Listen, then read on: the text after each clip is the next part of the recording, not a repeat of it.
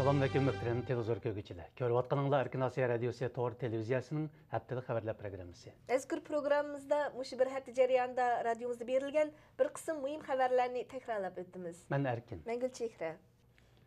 Xitoy muavin davlat raisi Xi Jinpingning Amerika ziyarati Uyg'urlar, Tibetlar, Falun Gongchilar, demokrat Xitoylar hamda kishilik huquq faoliyatchilarining kuchli qarshilik namoyishiga duch keldi. Xitoy muavin davlat raisi Xi Jinping 13 fevral Amerika poytaxti Washingtonga keldi va 14 fevral tushdan burun Amerika prezidenti Obama, muavin prezident Bayden qatorliqlar bilan Oqsaroyda ko'rishgan edi. Oqsaroy oldidagi namoyish dal tushda rasmiy boshlangan.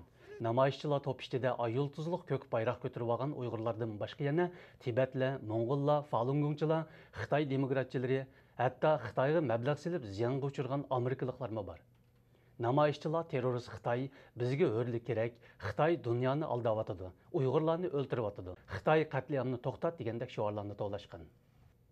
Amerika prezidenti Obama 14 fevral Xitoy muavin raisi Xi Jinping bilan ko'rishganda Xitoyni o'z xalqining barliq huquqlarini e'tirof qilishga chaqirishni davomlashtirilganligini bildirdi. It also means that on critical issues like human rights, we will continue to emphasize what we believe is the importance of recognizing the aspirations and rights of all people. Prezident Obama Xitoyning mas'uliyatchan davlat bo'lishi kerakligini bildirdi. Obama Xitoydagi kishilik huquq masalasini tilga ilib mundaq dedi: Kishilik huquqqa o'xshash xalqlik masalalarda o'zimiz muhim deb ishonadigan sohalarni, ya'ni barliq xalqning huquq va istaklarini e'tirof qilishning muhimligini ta'kidlashni davomlashtiramiz. Halbuki bir qism kishilik huquq tashkilotlari Obama hukumatining Xitoyga tutgan pozitsiyasidan yanada rozi emasligini bildirishmoqda. Xitoy muavin raisi Xi Jinping Amerika ziyoratini boshlashdan ilgari bir qism nopozliq Amerika davlat majlisi a'zolari, kishilik huquq tashkilotlari hamda Uyg'ur milliy harakati rahbari Rabiya Qodir xonim qatorliqlar Obamaga chaqiriqnoma e'lon qilib, uni Xitoydagi kishilik huquq masalasini cho'qim tilga ilishga da'vat qilgan. Xi Jinping Amerika ziyoratini boshlashdan burun James McGovern qatorliq 13 nafar Amerika davlat majlisi a'zosi Obamaga imzoliq maktub yo'llab, Xi Jinping bilan ko'rishganda Tibet va Uyg'urlar uchrayotgan kishilik huquq dafsandichiligini o'tirg'a qo'yishni talab qilgan. Rabiya Qodir xonim Huffington Postasi gazetida obzor e'lon qilib, Tibetlarga o'xshashli bizning milliy mavjudligimiz tahdidga uchirmoqda. Xitoy bizning tilimiz, madaniyatimiz, qimmat qarshimizga hujum qo'zg'adi deb yozgan.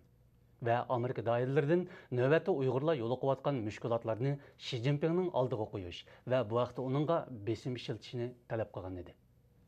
90'lık çarvıçılarni 210 ming yaylaqlarını Xitoy ko'chmanlarga berib o'tishga buyurgan 88 nomerlik hujjatga Xitoy tayinlagan rais Nurbekri imzo qo'ygan. G'olbo'yi yezliq partkom va hukumat mas'ullari mazkur yaylaqning Uyg'ur chorvachilarning qo'lidan Xitoy ko'chmanlarining qo'liga o'tib ketishida avtonom rayonlik hukumat tushirgan 88 nomerlik hujjat sabab bo'lganligini, bu hujjatga Xitoy tarafidan tayinlangan rais Nurbekri imzo qo'yganligini oshkorladi.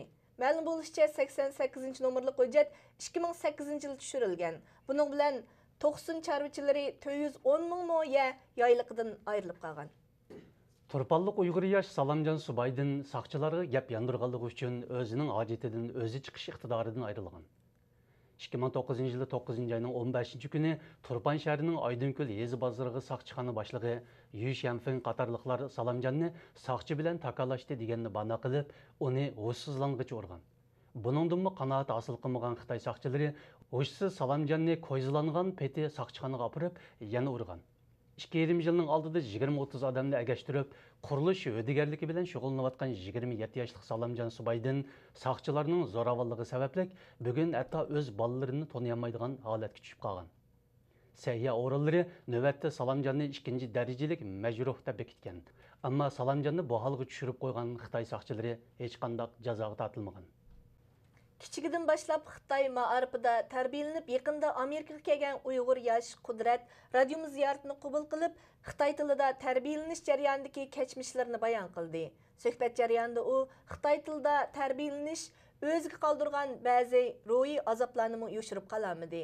Qudrat o'zining bu xildagi azoblarini hatto Uyg'urcha tush ko'rish mening eng cho'ng orzuyim degan iboralarga yig'incha qildi. Analizchilarning ilgari surishicha, Qudratning so'zlaridan navbatda Xitoy tilida tarbiyalanishga majburlanayotgan Uyg'ur farzandlarining tengirqash va iztiroblarini es qilg'ili bo'ladi ekan. 7 fevral Kanada parlamentida o'tkazilgan dunyodagi diniy e'tiqod erkinligi va erkinlik nomli yig'inga Uyg'ur vakillarım qatnashdi va Uyg'urlar yo'l qo'yayotgan kishilik huquq dafsandichiliklarni o'tirg'a qo'ydi. Yig'inni Kanadadagi bir qism diniy va ommaviy tashkilotlar uyushtirgan bo'lib, bu yig'inga parlament a'zolari, ministrlarning vakillari, hukumat amaldorlari, tadqiqotchilar, professorlar taklif qilingan. Torontoda yashaydigan 20 dan oshiq Uyg'ur faoliyatchimi mazkur yig'inga ishtirok qilgan. Kanada Uyg'ur jamiyatining raisi Ruqiya Turdish xonim yig'inda so'z qilib, Xitoy doiralarining Sharq Turkistonga o'ngchi ega bo'lish uchun Uyg'urlarning milliy kimligi, tili va diniy e'tiqod erkinligini oyoq osti qilayotganligini eskartgan.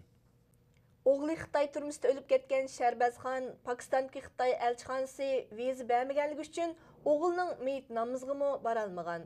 Oradan 3 oy o'tgan bo'lsa-mu, uning viza iltimosi hozirgacha tasdiqlanmaganligi uchun u Urumchida qolgan ayoli va boshqa oila tavobatlari bilan ko'rishish imkoniyatidan mahrum qoldirilgan. Sharbazxonning o'g'li Nurul Islom 5-iyul voqeasiga chetilib qo'lga ilingan va 2011 yili 13 noyabr Urumchidagi Xitoy turmusida o'lib ketgan edi. Sharbazxon asli Pokistonlik bo'lib, u o'g'li qamoq jazosiga hukm qilingandan keyin Pokistonga majburiy qaytarilgan.